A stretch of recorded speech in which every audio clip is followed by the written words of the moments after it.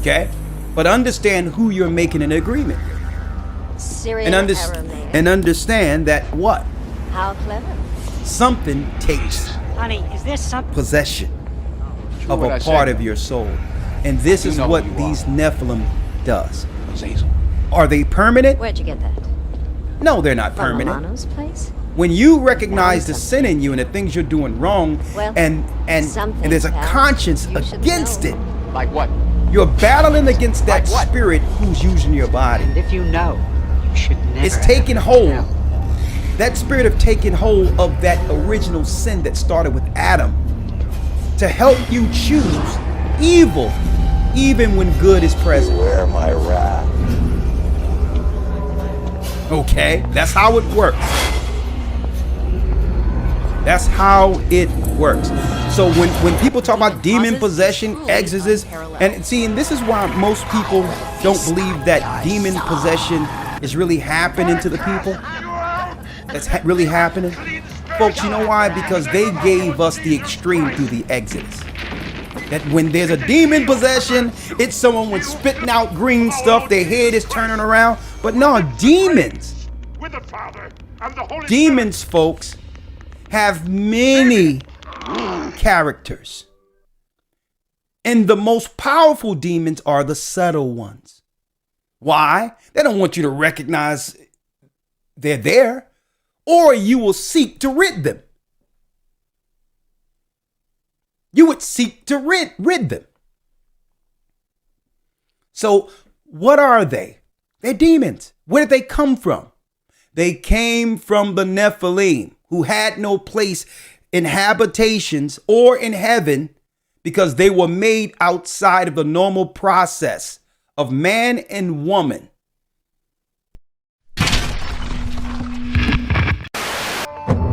You were in Afghanistan in 2002, and you were called into a very remote section of Afghanistan because a patrol had basically gone missing. Exactly. Okay. Exactly. Well, just around nothing for miles. Right. So it's very remote. Yeah, very remote. So we flew in. About 4 kilometers. We're hiking through the same area where they were supposed to make one of their checkpoints, one of their rally points. And before we'd left, there was all kinds of what happened with the ambush, but that was even odd because at point of ambush, you would call for maybe close air support, something, okay? There was no calls made, just off the grid. So we're coming down a mountainside, and it was a nice path, goat path. As we bent around this corner, you could see this opening of the cave. There's a cave as we're coming around. And then I see there's a lot of rocks, which is another oddity, and then bone matter. I'm not close enough to identify what kind of bones, but I did see something I knew was a piece of our communications equipment. So instantly we're thinking ambush, maybe animal, it could be anything. And there was enough room in front of this cave, but it had a sheer drop off. But there was enough room that we actually got into a decent dispersal in case of ambush. You see something coming out of the cave, and it's moving with a speed and agility that catches you off guard. Everybody. And he comes out.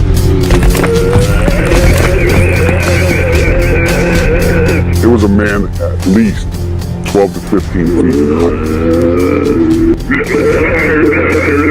This is a monster. Red beard, then his hair was longish, past the shoulder, a scarlet red, and Dan runs at him and starts shooting, which broke all of us into the reality. Because it was so real. Now your training is kicking in. Oh yeah, okay. Muscle memory, complete muscle memory. While Dan is moving at him, another bro of mine's laying down fire, and I start firing. He skewers Dan. He's now got him on this pike. It went through him.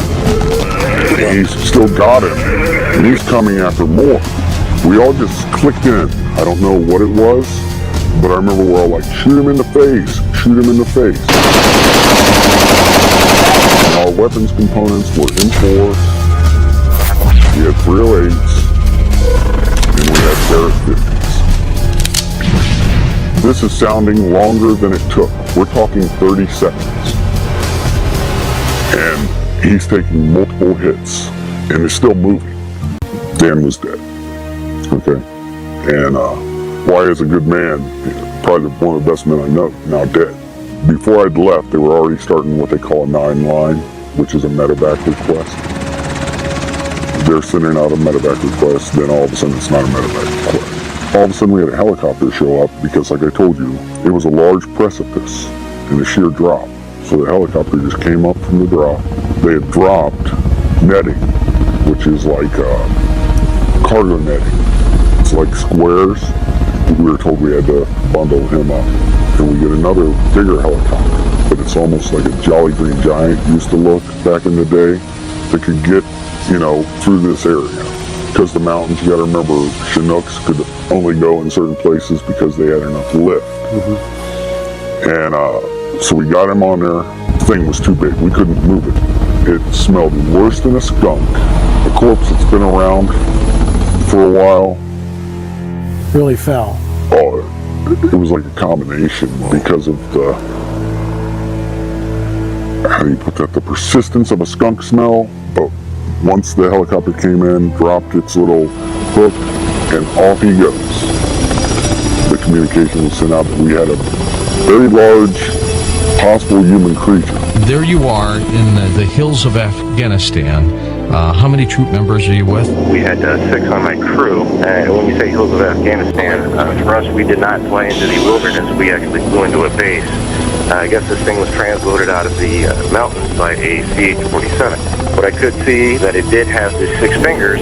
I remember taking my foot up and placing it up next to its foot, and it was extremely large. We estimated at about 12 feet, give or take. What I can tell you is the weight of the thing. Basically, it was approximately 1,500 pounds when it was getting on the aircraft. Now, if you take away the pallet weight and all the rigging that we had to hold this thing down, we figured it was around 1,100 pounds. Of course we're upset.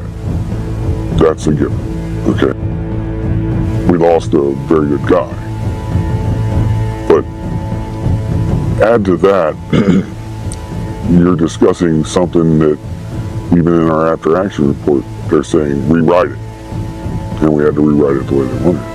How many fingers? 6 toes. 6 toes. And the nails were weird because if you see somebody that ever has, I don't know what it's called, but it's like a fungus on the nails, how they get pointy and they're like gnarly.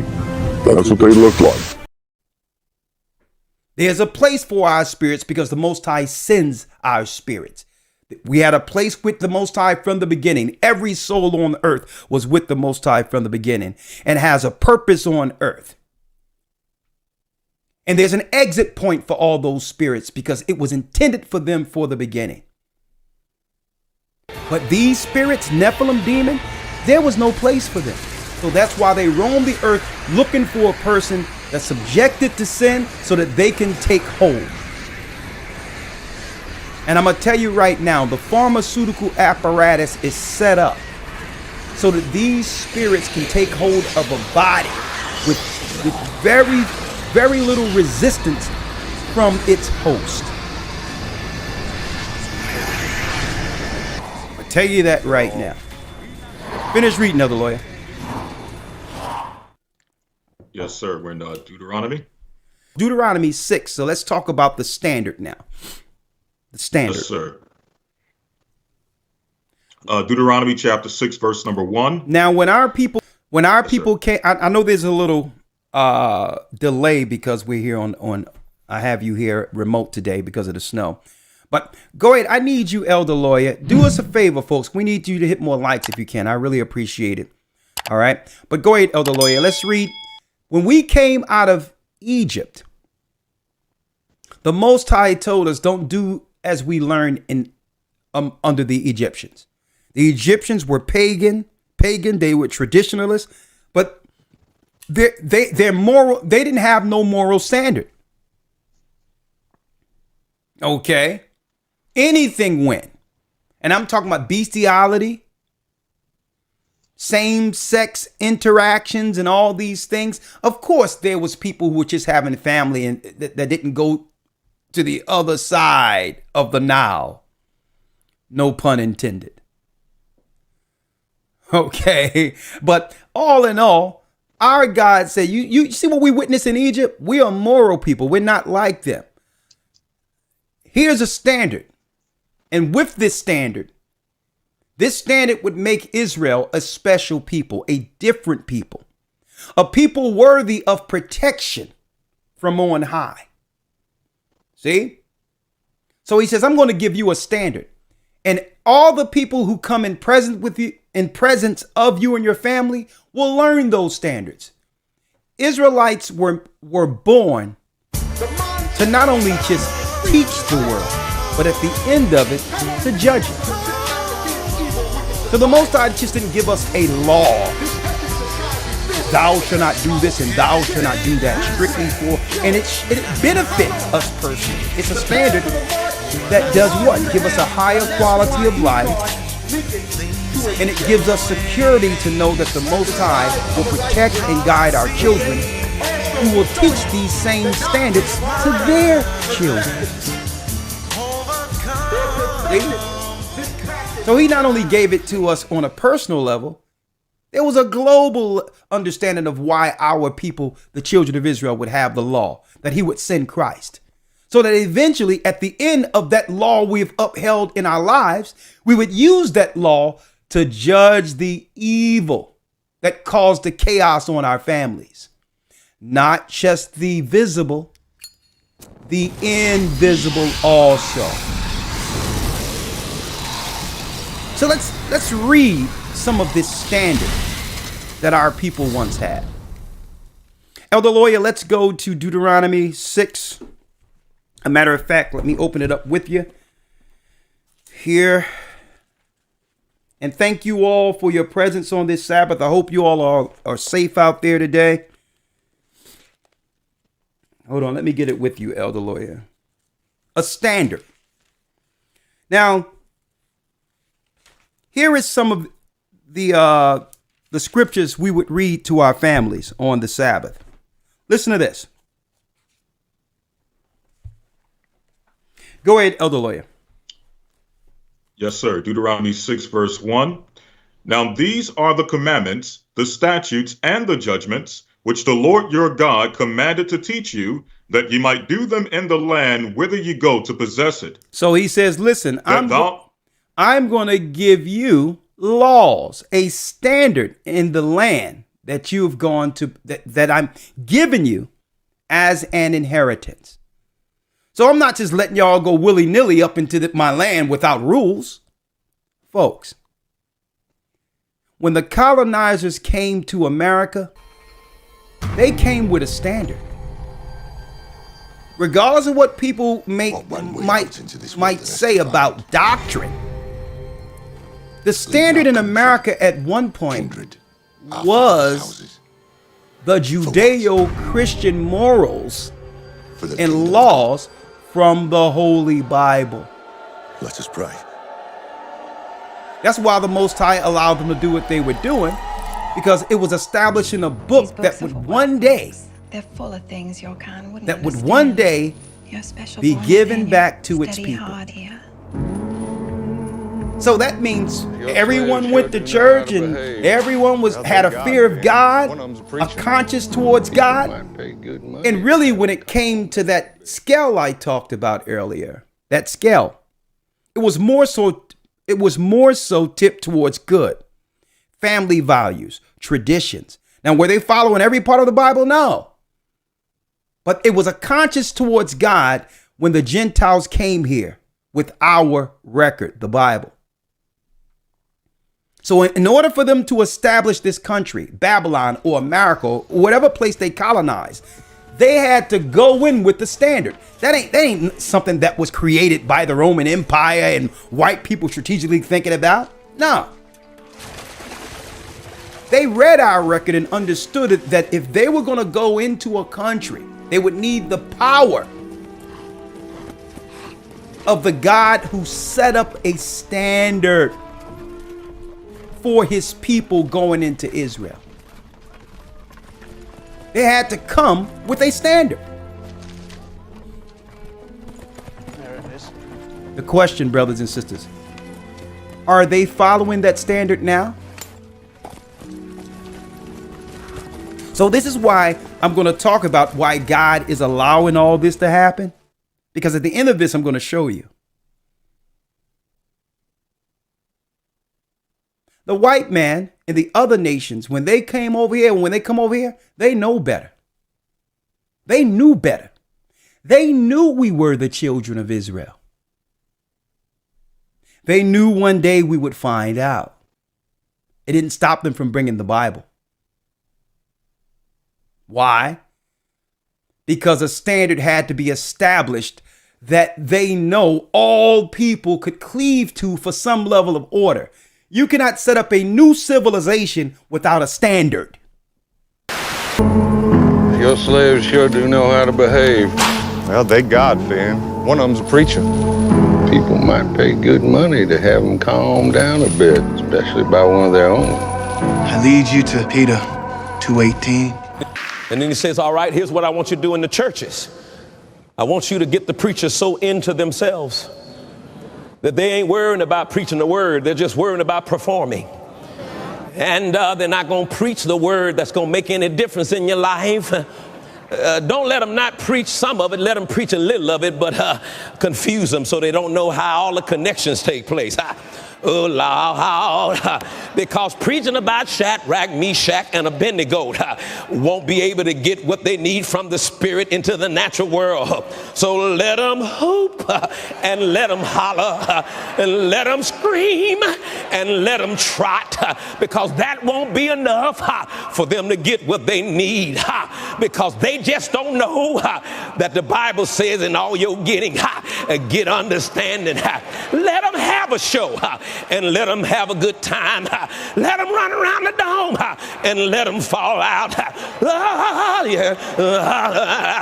Just don't let them understand how to operate in this word. If we can keep them away from understanding, then we can keep them cut off from what they really had. We've already been beat up by Jesus. We don't want to go through that no more. So we got to let them have religion. Give me that old time religion.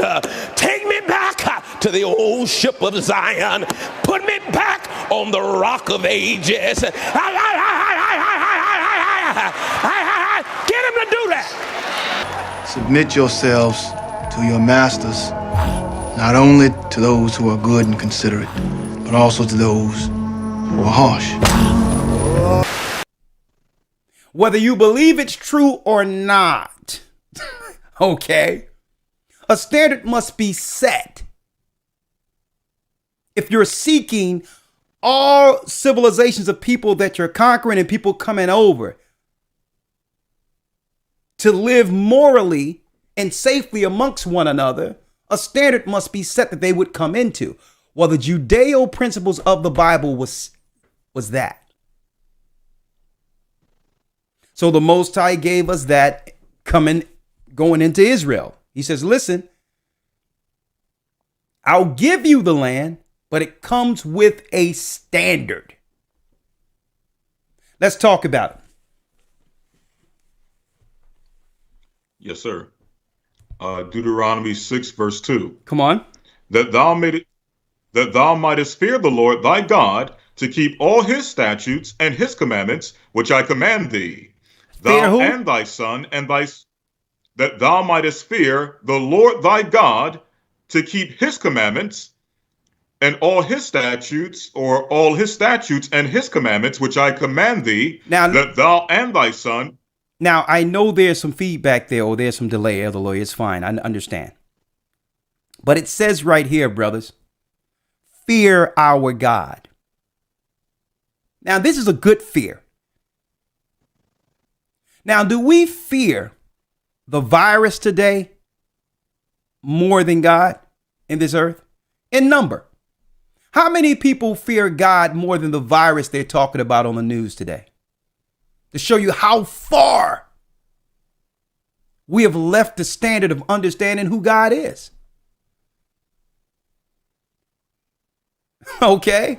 Our people just witnessed in the Bible our God parting the Red Sea, destroying Pharaoh and his army in it. They seen the pillar of cloud at night, directing our people. Folks, I even showed in the academy the rock of Horeb, where the Most High had, when Moses struck the rock and the water gushed out. That's archaeological proof. It happened. It's still there. So when the Most High said, fear God, it's like, understand what I just did to those people who were disobedient, reprobate heathens who refused to let you go. They had real-time evidence of why you should fear that God. Brothers and sisters, that God still exists. Our educational system and all that have disconnected us purposely from understanding the God all man should fear, not just Israelites. And this is why I can look at their little code or whatever they saying that's going to happen. And I'm not sitting in my corner, oh my God, what's going to happen? Because I know the God who delivered us out of Egypt. I know the God who sent his son. And I know he's with us.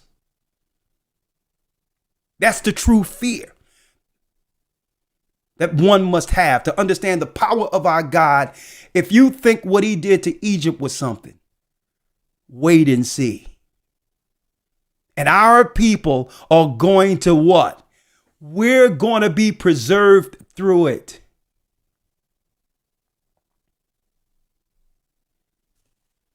So the first thing he said is, understand that what I did in the back, in the back of us, in the wilderness, what I did to the Egyptians, understand that those who cross me will be on the other side of this judgment. So he said, I'm going to set up a standard. So Israelites, there's no excuse, Israel. I did everything for you. Fear me, because when you cross over to the Gentiles and follow their ways, eventually you will experience the judgment I have against them in the future. You will fall with those other nations. And it's not my, and the Most High says, it's not my fault. I gave you a standard. You get with these heathens who celebrate pagan traditions, these heathens who deal with New Age philosophy, these Buddhists and all that. You get with these same people who worship the fallen gods within the earth. Eventually, you're siding with gods against the God who delivered our forefathers. So guess what? There's a judgment. What judgment? The judgment we're living under. Because all the gods you are serving in the earth are telling the people to drink. It's time. You're on a suicidal trajectory. Drink the juice. And the Most High is allowing it. There's no God warning us from what modern medicine is doing to the earth right now. And I'm going to show you where I'm going. Finish reading. Yes, sir. Verse 2. That thou mightest fear the Lord thy God, to keep all his statutes and his commandments, which I command thee, thou and thy son and thy son's son, all the days of thy life, and that thy days may be prolonged. That thy days may be prolonged. So he says, listen, parents, we're responsible for making sure what? This agreement stays intact. That means if one day I'm gone, my sons will be instilling this in their children. That's our responsibility when our children go out into the world. They must have conscious knowledge of the God and appreciate the God who delivered our foreparents and who has delivered our people in this time through Christ with the true knowledge. With that true knowledge that and appreciate it. Just listen, fear me. Make sure your children know who I am. Don't let them go someplace and forget about me. Finish. Yes, sir. Verse 3. Hear therefore, O Israel, and observe to do it, that it may be well with thee, and that ye may increase mightily, as the Lord God of thy fathers hath promised thee, and the land that floweth with milk and honey. Come on. Verse 4. Hear, O Israel, the Lord our God is one. The Lord our God is one. Are we one with our God? Boy, what if we were one with our God, like the European is with his? What brothers and sisters, if we were one with our God, like the Chinese people are with their whole folks, their whole country worships the dragon outright.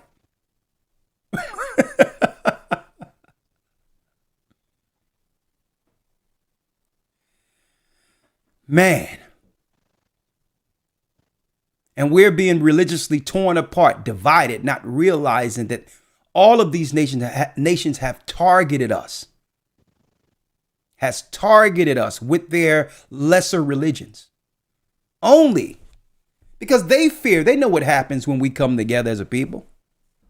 We lost our history. They didn't lose our history. When we came together as a people, and our God the Bible was with us. And guess what? All of these wars are recorded in secular history, even in Gentile history, against the Israelites. Imagine, you put the Jamaicans, the Dominicans today, blacks, the Puerto Ricans, the North American Indians, the Seminole Indians. Imagine all the West Indies, all our people in Africa. Imagine if you were to put us all together under one mind, one spirit, one God. What army in the earth could oppose us? So don't forget, it's in the interest of the world powers to keep us divided. Knowing that the history of what happened to their forefathers when our people understood there was one God and we were one under that God.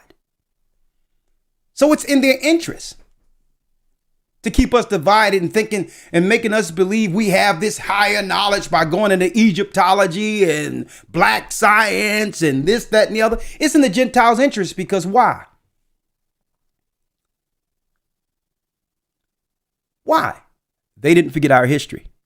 As long as we don't come back under the standard that was destroying their forefathers and had them fear us like we once feared our God. Come on. Verse 5. And thou shalt love the Lord thy God with all thine heart, and with all thy soul, and with all thy might. Look at that. And these were... You should love your God with what, Elder Lawyer? With all thine heart, and with all thy soul, and with all thy might. And with all thine might. Love thy God. Now, if we know our God and love our God, that alone, brothers and sisters, will give us a higher appreciation for one another. The patience he had when we did wrong. The forgiveness, he continued to forgive us regardless of what we do in the earth, as long as we're willing in a contrite spirit to come back and say we're sorry. We're sorry for what we've done. He continually receives us. Imagine if we had that same love amongst one another and not find a way to continue just to cut off relationships and to not speak to people. And listen, there's a bigger standard here. The togetherness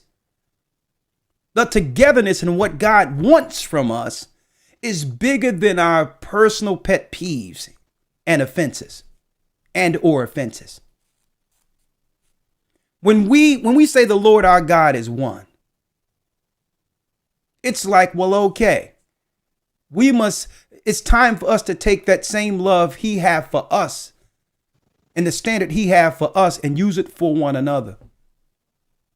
For good. Use that same love and being one and saying, you know what? I'm not going to hold a grudge. You did me wrong. And now I'm not going to put you in a position to do that to me again. That's foolish. But I can forgive you. I can honestly forgive you. Okay? Without holding a grudge, without cutting you off forever. Right? So that love extends not just with us understanding our God who gave us the commandments, but the laws of civility that he's given us to do what? To live one amongst another. At one time, all of the other nations envied the love we had one for another. Come on. Yes, sir. Verse 6. And these words which I command thee this day shall be in thine heart, and thou shalt teach them diligently unto thy children, and shalt talk of them when thou sittest in thine house, and when thou walkest by the way, and when thou liest down, and when thou risest up. That means what? It says right here, thou shalt diligently teach it, 7th verse, unto thy children, and shalt talk of them when thou sittest in thine house. This is what we owe our children, to know about this great God. And when thou walkest by the way, and when thou liest down, and when thou risest up, remember me. I'm protecting you. The invisible is with you, guiding you. He's there. And how many of us can honestly say at least once a day, not even 3 times a day, we take a little space, even in the bathroom, to ourselves or something, to acknowledge and appreciate the God who gave us life? We're so busy in our lives right now, and that we prioritize God backward. It's not giving reverence to him for giving us life and breath every day first. It's fitting him in. Him being less in priority with all the other things we must do to survive. But folks, I'm going to tell you, all civilization soon will halt. All of these Babylonian cities and all that are on grids, folks. And it was meant one day. It was meant one day, folks, for all the power plants we see in the earth to stop. It was meant. It was set up that way. And if y'all don't believe me, folks, I need all of you to look up. A matter of fact, I'll do it right here for you.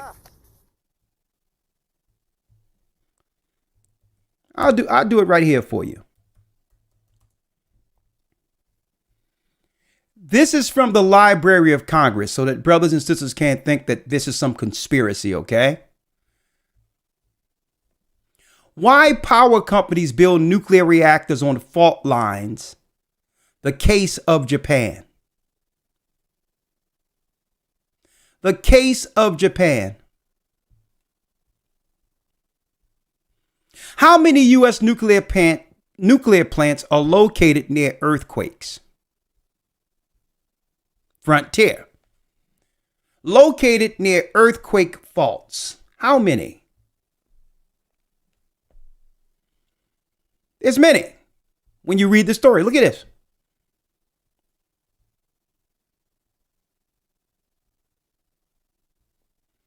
Right? Just look it up yourself, folks. Look it up yourselves. They've strategically built the nuclear plants on fault lines throughout the whole United States. And you will feel it. One big earthquake on the East Coast will have it where it'll be what?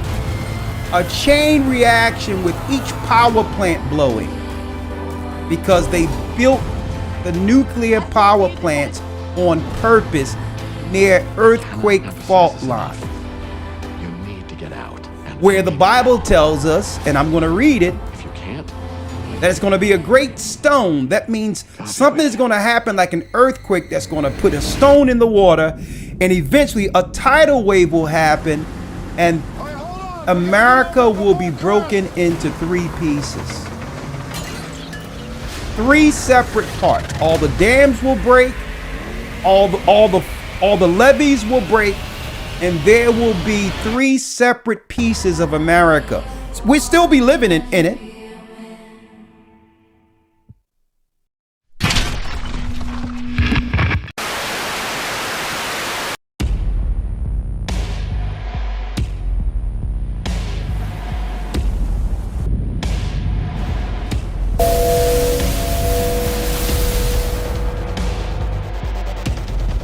In 6 hours, you, your government, and 124 million other people across 14 states will be tested by the greatest disaster to ever hit the U.S. East Coast. A great wave, 1,000 meters tall, moving towards you at 1,000 kilometers per hour. And that's only the beginning. Boston, New York, Philly, D.C., Miami, all underwater. And you? This is What If, and here's what would happen if a mega tsunami hit the US East Coast. Unlike most tsunamis that are triggered by tectonic activity, mega tsunamis are caused by sudden impact. A huge chunk of debris, possibly a meteor, smashes the water, creating a huge wave which might reach thousands of meters high. The initial superwave would set off a chain reaction of smaller waves in all directions. But by smaller, we really mean they'd be about 100 meters high instead of 1,000. Depending on the size and location of the impact and the speed of the waves racing towards you, you may get a few hours of warning. But will that be enough time? Welcome to La Palma, one of the 7 main Canary Islands, home to 81,000 people, and a giant, scary volcano. Suppose it erupts, and the eruption is big enough that it triggers a massive landslide. Massive enough to send 1 billion tons of rock sliding into the ocean, causing a mega tsunami. The initial wave is 914 meters high. It surges upwards and outwards, setting off a chain reaction of deadly waves in all directions.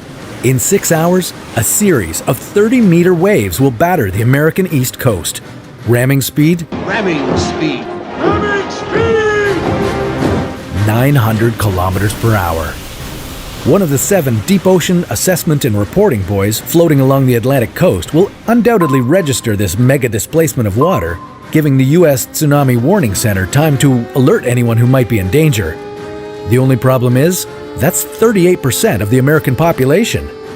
The entire U.S. East Coast would be affected, putting 14 states and 124 million people, including key members of the government, at risk. If you can't make it out in time, then climb. In major cities, the newest and tallest skyscrapers would be the safest places to go. And your own safety would be entirely your responsibility, since emergency services wouldn't really be able to take action until the onslaught was over. In the best case scenario, you've managed to evade the disaster completely. Your family is safe, but your home, not so much. Worse, you're on the roof of a skyscraper, safe, with a group of survivors waiting for a helicopter to come pick you up, which might take a very long time. But in the worst case scenario, the death toll would be staggering. The economic impact easily costing billions, if not trillions of dollars. It will take decades to rebuild, and yet, is it wrong to suggest that we might have gotten off easy?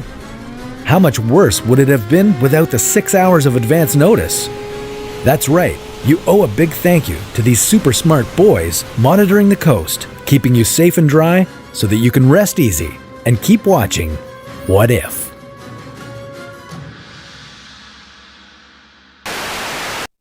But the Bible said it would happen.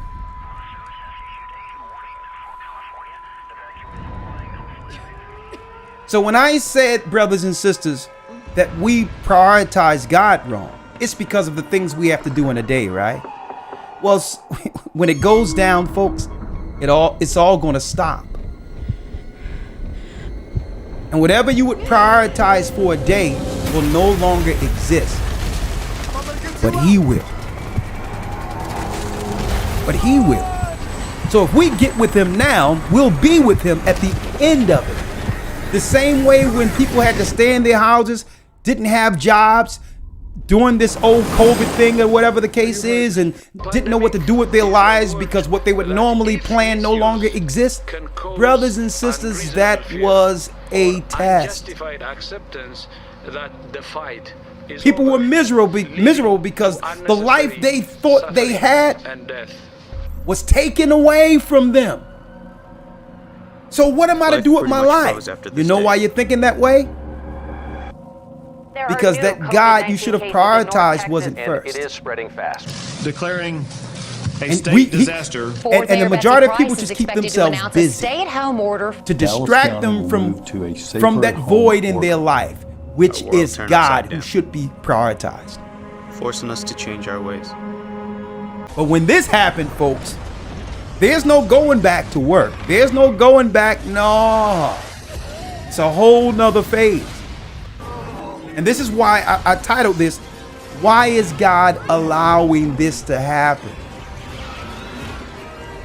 He's allowing all this chaos to happen because there's liberty and freedom in between in which we can choose him while there's an opportunity. He's letting it happen and seeing how the people are reacting who claim they love him, who claim they believe in Jesus, they believe in Christ. Elder Lloyd, let's go back to Deuteronomy. Secular music and a religious message. Yes, sir. Deuteronomy chapter 6, verse number 7. And thou shalt teach them diligently unto thy children, and shalt talk of them when thou sittest in thine house, and when thou walkest by the way, and when thou liest down, and when thou risest up. Come on. And thou shalt bind them for a sign upon thine hand, and they shall be as frontlets between thine eyes. And thou shalt write them upon the post of thy house and on thy gates.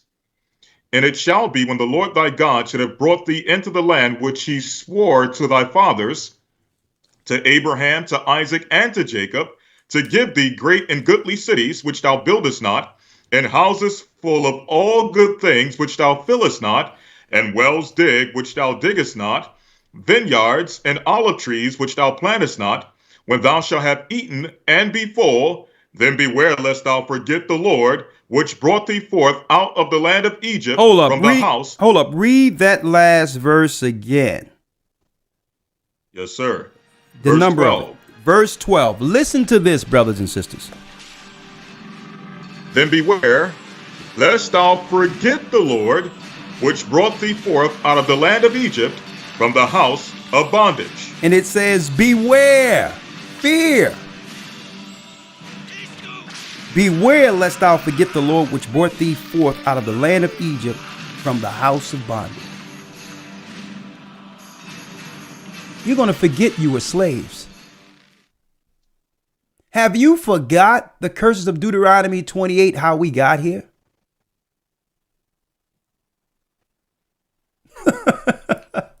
He says, eventually you're going to forget with all this freedom, with all the gifts of being able to raise your family with resources, no fear of the other nations, no fear of people opposing you, with your king and your people. Lest you forget the Lord who delivered us out of bondage. Folks, Elder Lawyer, I was checking this out. Do our people even Are we a people in America? Let's just use, now we can use this any place in the earth where our people were scattered, but let's use America just as an example.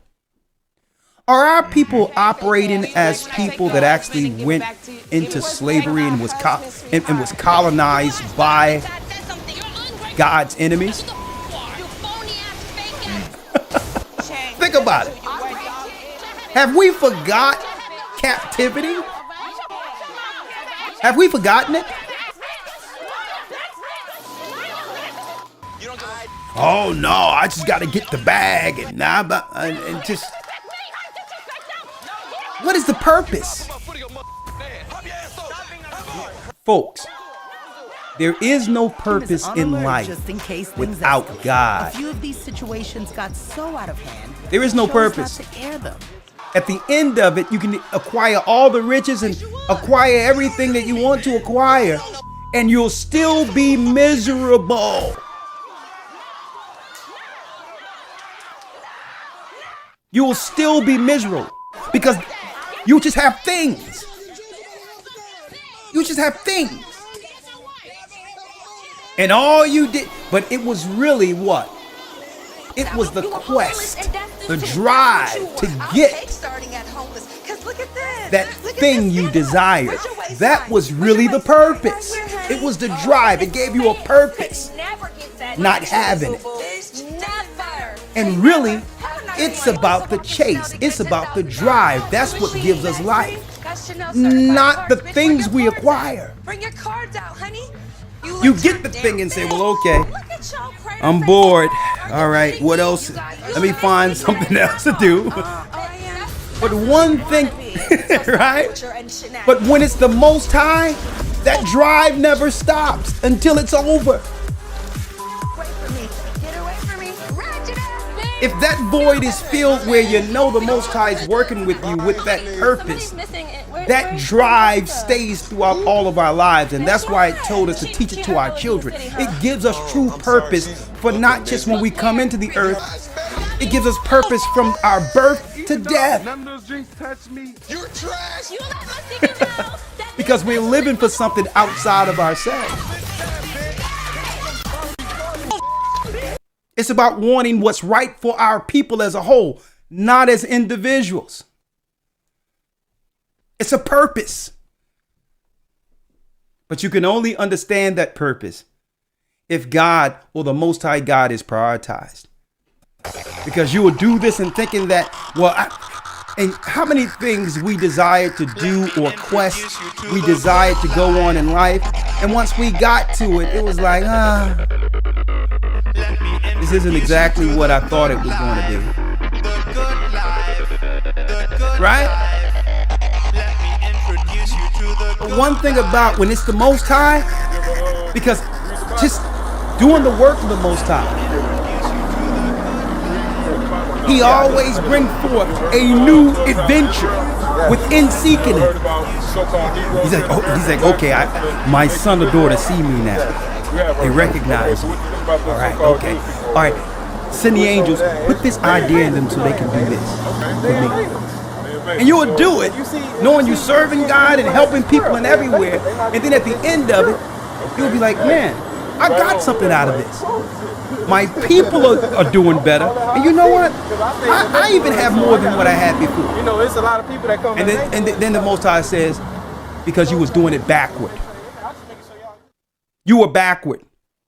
You were chasing your own life when I'm the one started all this. You get on the path and I put the things on the path that's needed for your purpose for me.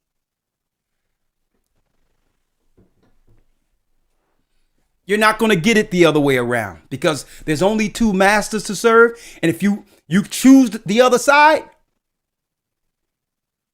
you are at odds with me. See? Let's go, Elder Lloyd. Yes, sir. Verse 13.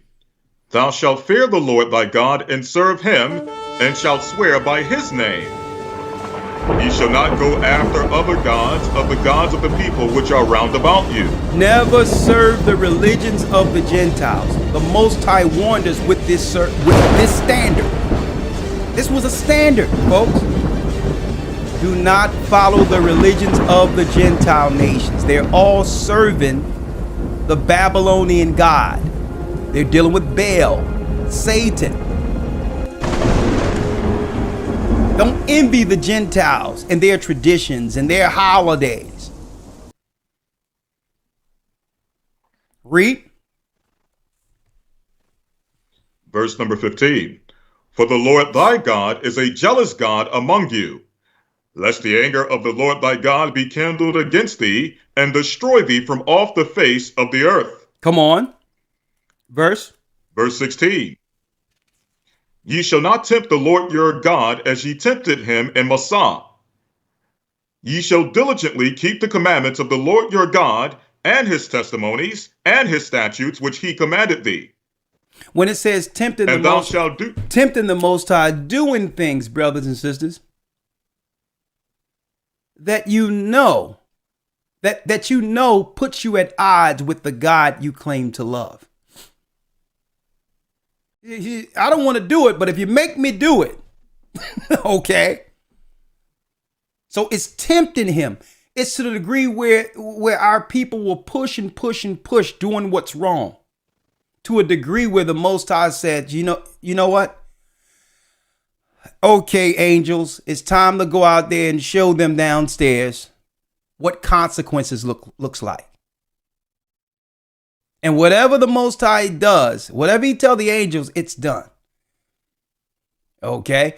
If he sends them in the earth and says, listen, I know this person had a certain amount of time, but I need to see him almost immediately. Get him out of here. Get her out of there.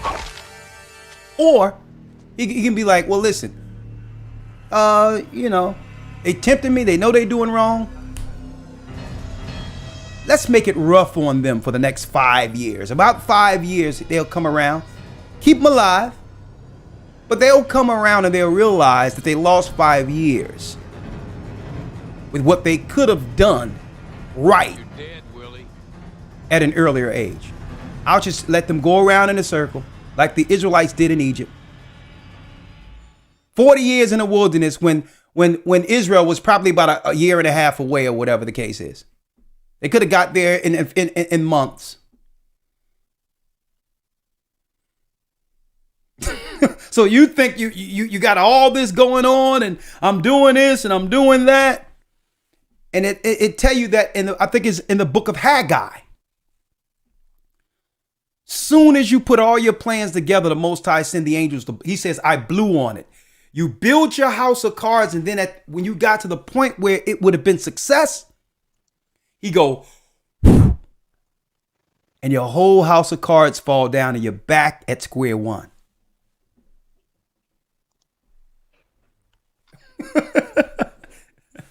He'll let you just run thinking that you are accomplishing something. Then he'll blow on it. And now you're depressed. Nothing never worked for me. Nothing. Why this keep happening to me? You know why?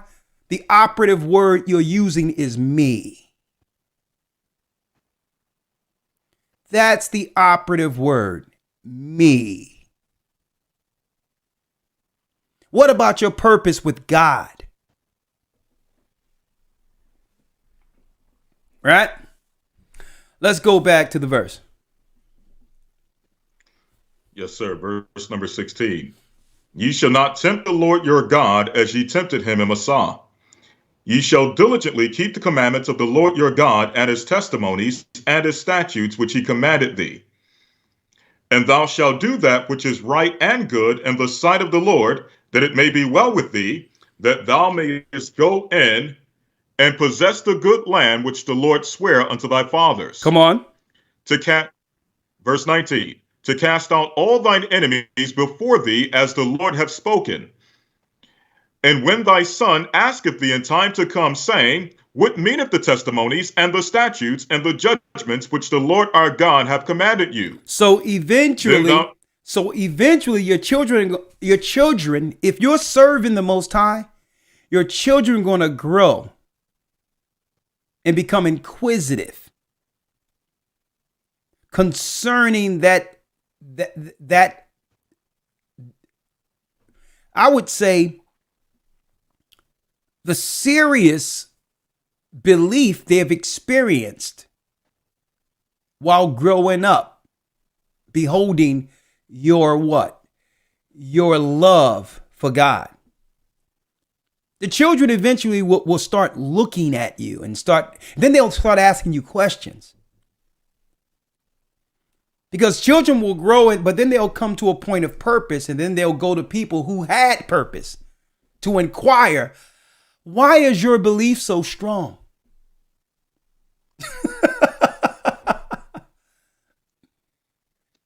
Teach me to see as you see. Because it's one thing to rehearse what my parents been teaching me. It's another thing to live it and know the God my parents serve. So the Most High knew it one day when a young man or a young woman come of age, they would have questions for their parents concerning him. So when they go to their parents, elder lawyer, read. And when thy son asketh thee in time to come, saying, What mean the testimonies and the statutes and the judgments which the Lord our God hath commanded you? Then thou shalt say unto thy son, We were Pharaoh's bondmen in Egypt. And you will tell them the history in the Bible of how we were Pharaoh bondmen in Egypt. The same way we can now relate it to our children now and say, the same way we was in bondage in Egypt, the Most High through disobedience brought us here to America, which the Bible labels Babylon. See that? Now we're giving our people the true understanding to why God is allowing this. Now our children are asking us questions, and now when we send them into the world, they know why the earth is what it is. They're not questioning God because our neighborhoods are tore down and because there's no honor amongst us anymore. They're not blaming God for it because you're telling them. You're telling them why we're in such a low case here in America, according to God. See? You're not just saying Pharaoh. We're giving our children knowledge of the modern day Pharaoh, the president. Right? And now you're giving knowledge to our children to why the Great Pyramid was printed on the dollar bill. The One World Order. People talking about the One World Order, bringing forth the One World Order. Folks, the One World Order started a long time ago at the Tower of Babel. They're just finishing it. Now you're telling your children, this is why do you think all the way here in the West, you have a pyramid on your dollar bill?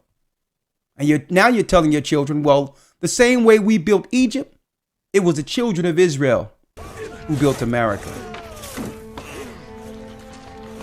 We're the people. Because with that knowledge come the standard I read in Deuteronomy 20. We're reading in Deuteronomy 6. It's the standard to what that God requires from us.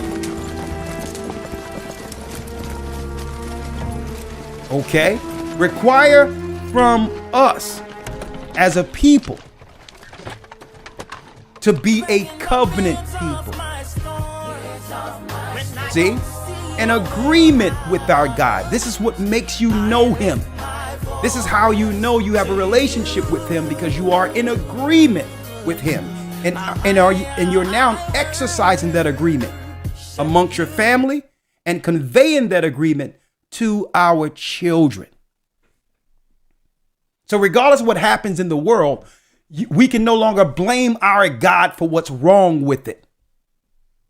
With the standard, you can actually point out what's wrong when things are being exercised against the laws that was given to our foreparents. And now no longer blame the Most High for things or the evil we see in the earth. Everyone had a standard and a choice. Okay? Finish reading, Elder Lawyer.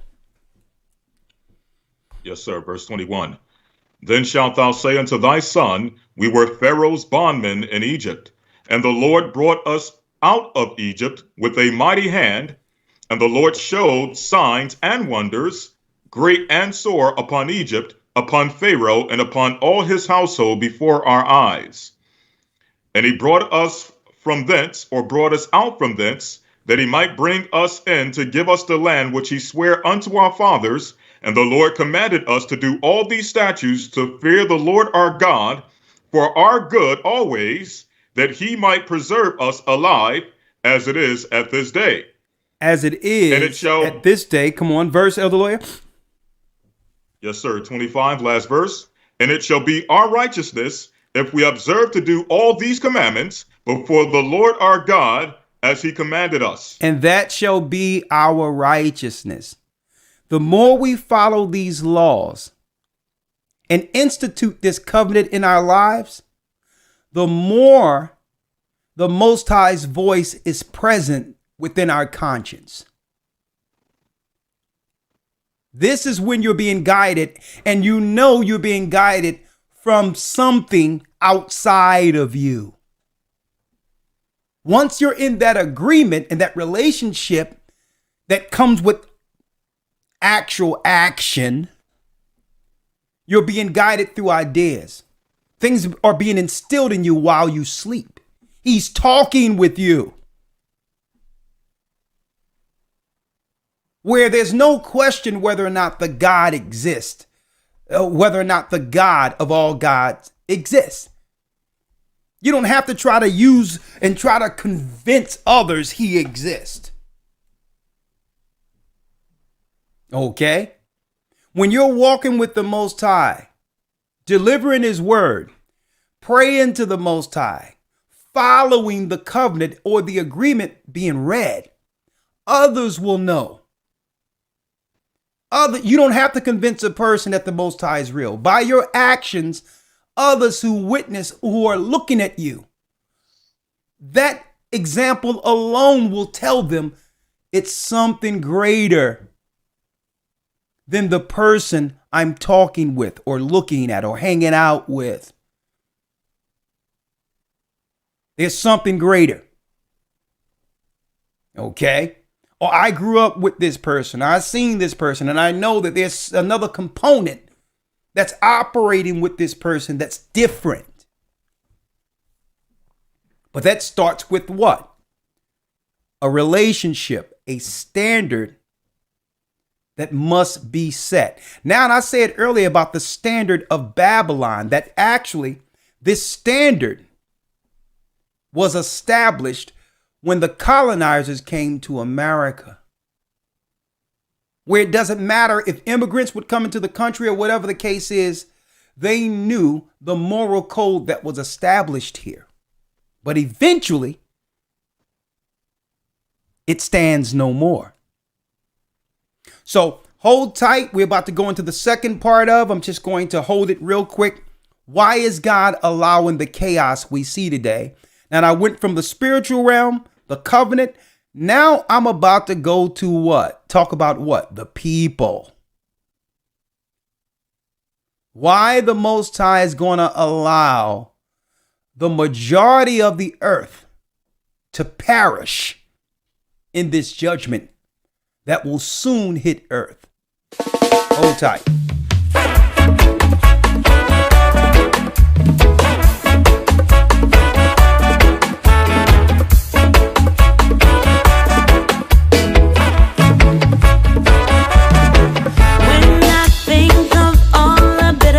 I've had, oh God, it doesn't make me sad.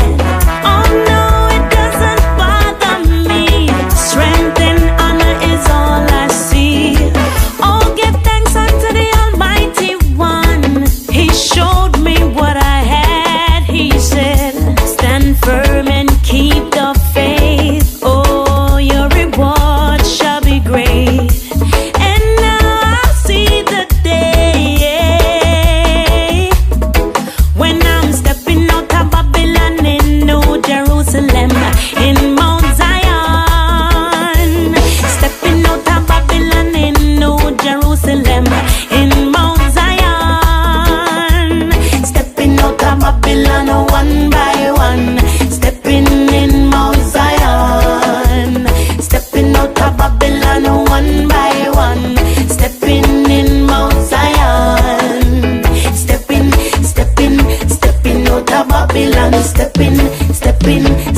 out of Babylon.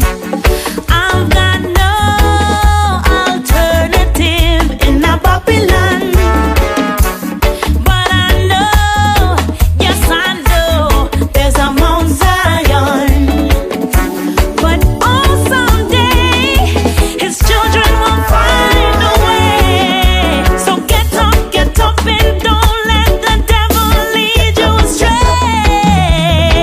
I'm stepping out of Babylon in New Jerusalem, in Mount Zion. Stepping out of Babylon in New Jerusalem, in Mount Zion.